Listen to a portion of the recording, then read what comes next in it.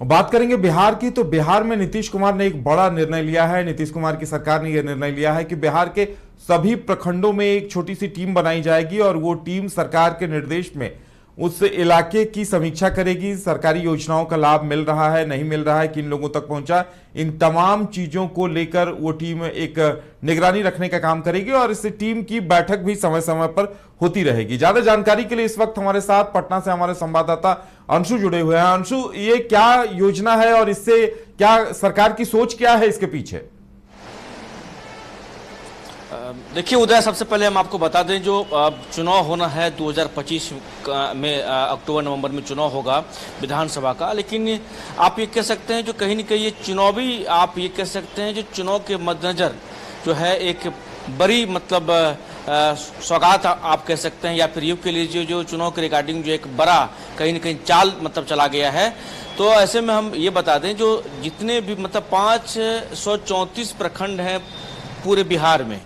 और इस प्रखंड में जो है एक प्रखंड में 13 मेंबर का जो है टीम बनाया गया, मतलब 13 मेंबर रहेंगे और एक अध्यक्ष और एक उपाध्यक्ष, बाकी सभी मेंबर रहेंगे। और क्रियान्वयन समिति इसको कहा गया है। जैसे कि जिला स्तर पर आप देख पा रहे होंगे, 20 सूत्री वगैरह होता है, जिला स्तर पे होता है, आयोग होता है, तमाम चीजें होती है। तो जिला स्तर पर जिस प्रकार से सांसद की अगुवाई में या फिर जिला पदाधिकारी के मॉनिटरिंग में ये बैठकें होती है और तमाम योजनाओं के बारे में जो है जांच पड़ताल की जाती है, योजनाओं के बारे में जिक्र किया जाता है, उसी प्रकार से इसको कैसे धरातल पर लाया जाए। और ऐसा बात नहीं है उदय जो ये पहली बार हो रहा है, 2016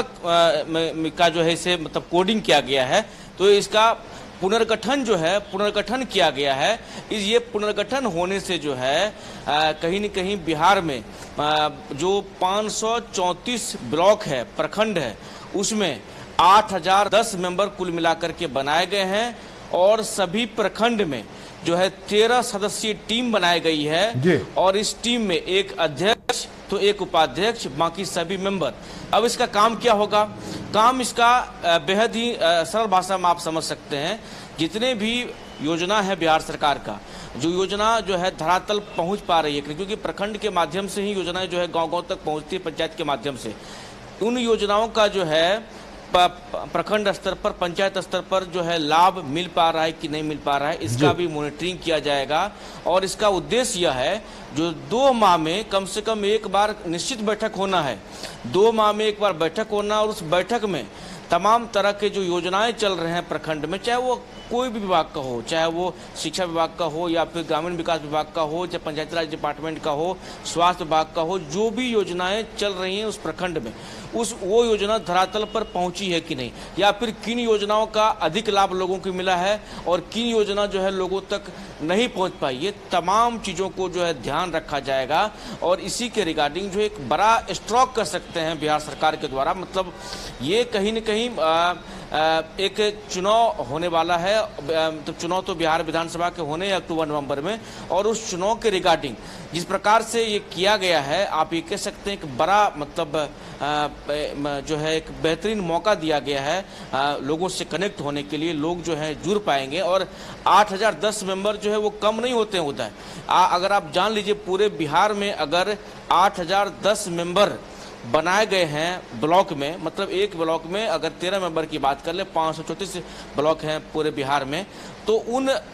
मेंबर का जो है सीधे लोगों से संवाद होगा, सरकार का जो है प्रचार प्रसार होगा, सरकार के द्वारा योजनाएं चलाई जा रही है उसे लोगों तक पहुंचाया जाएगा। तो आप ये कह सकते हैं जो कहीं न कहीं जैसे कि आप देखते होंगे, ये अनुमान देखने वाली बातें सभी जगह ये होती है, जो विसूत्री होती है या फिर आयोग होता है उसमें कार्यकर्ताओं को ही मौका दिया जाता है। उसी तरह से उदय आप ये समझिए जो प्रखंड और पंचायत जिला स्तर के कार्यकर्ता है उन्हें इसमें मौका दिया गया है। और मौका देने, जब किसी को इस तरह का मौका मिलेगा, सरकार के बीच बैठने का मौका मिलेगा, तो लाजमी है जो उसे खुशी होगी और लोगों तक बातें को पहुंचाने में भी आसानी होगी। तो ऐसे में उदय ये कह सकते हैं जो चुनाव के मद्देनजर एक बड़ा प्लान बिहार सरकार ने तैयार किया है, क्योंकि यह कहीं न कहीं लोगों तक जोड़ने का ही प्लान है। जो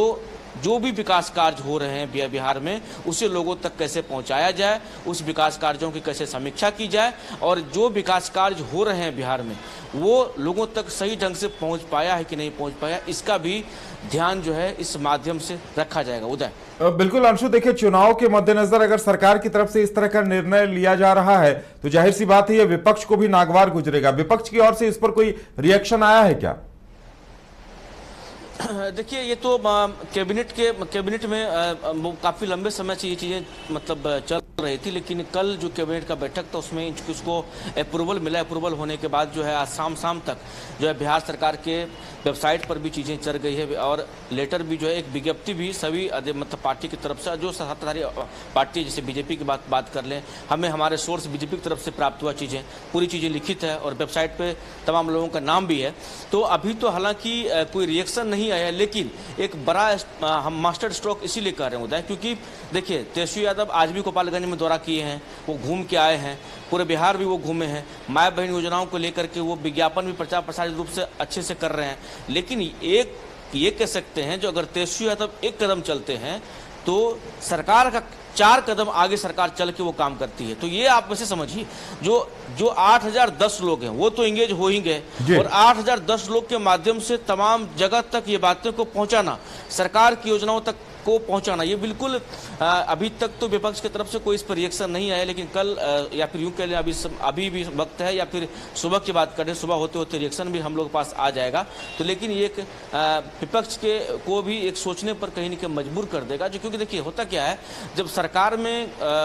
में आप हैं, सरकार में रहने के बाद आप जो है सरकार से तुरंत बाहर नहीं हो पाती, क्योंकि अब सरकार में आपके पास कई ऐसे पॉलिसी हैं जो लोगों तक आप पहुंचा सकते हैं। जैसे कि आप झारखंड की थोड़ी सी एग्जांपल हम देना चाहेंगे, वहाँ हेमंत सोरेन की मौजूदा गवर्नमेंट थी और उस समय जो है वो जो वहाँ पर जो मैया सम्मान योजना है वो करके लोगों के लिए लाया गया और देखिए सरकार जो है वहाँ पर फिर पुनः उसकी बन गई। तो सरकार रहते हुए आप जो भी प्लानिंग करेंगे वो आपका प्लानिंग जो धरातल पर पहुंचेगा और सरकार अगर सोच ले तो सरकार मतलब कुछ भी चीज़ें जो है लोगों के फेवर में कर सकती है, लोगों को अपनी तरफ जो है आकर्षित कर सकती है। तो ये आप बिल्कुल स्पष्ट होता है जो कहीं न कहीं सरकार की सोची समझी रणनीति के तहत इसे लागू किया गया है ताकि एक अच्छा